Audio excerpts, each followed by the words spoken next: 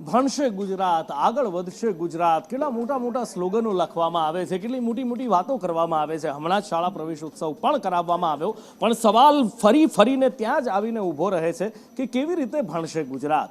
જ્યારે વિધાનસભાનું સત્ર ચાલુ થાય ત્યારે જે આંકડા મૂકવામાં આવે છે એ ચોંકાવનારા હોય છે, કારણ કે સ્કૂલો નથી, ઓરડાઓ નથી, અને એની સાથે સૌથી મોટી તકલીફ શિક્ષકોની ઘટની છે. પણ ખબર નહીં, શિક્ષકોની ભરતી કરવામાં નથી આવતી, વાયદાઓ આપી દેવામાં આવે છે ને એટલા માટે જ હવે વિદ્યા સહાયકો આકરા પાણીએ આવ્યા છે. હિરેન પાસેથી વિસ્તારથી જાણીએ. હિરેન,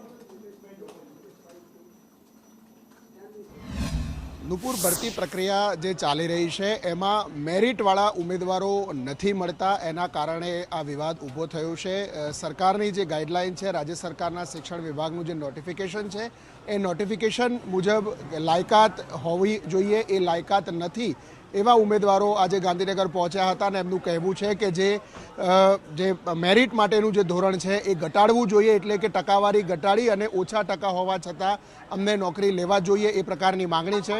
આ ઉપરાંત જે જગ્યાઓ ખાલી છે એ જનરલ કેટેગરીની જગ્યાઓ રિઝર્વેશન કેટેગરીમાં એને કન્વર્ટ કરી અને અમને નોકરી આપો, એ પ્રકારની માગણી સાથે આ ઉમેદવારો પહોંચ્યા હતા. જો કે સરકાર મેરિટ ડાઉન કરવાના મૂડમાં નથી. જે મેરિટવાળા ઉમેદવારો છે, જે સરકારે ધારાધોરણ નક્કી કરેલા છે એ ક્રાઇટેરિયા પ્રમાણેના જ ઉમેદવારોને લેવામાં આવશે, એનાથી નીચું મેરિટ નહીં લઈ જવામાં આવે. નવી ભરતીમાં જ આ જગ્યાઓ ભરવામાં આવશે, એ પ્રકારનું સરકારનું કહેવું છે.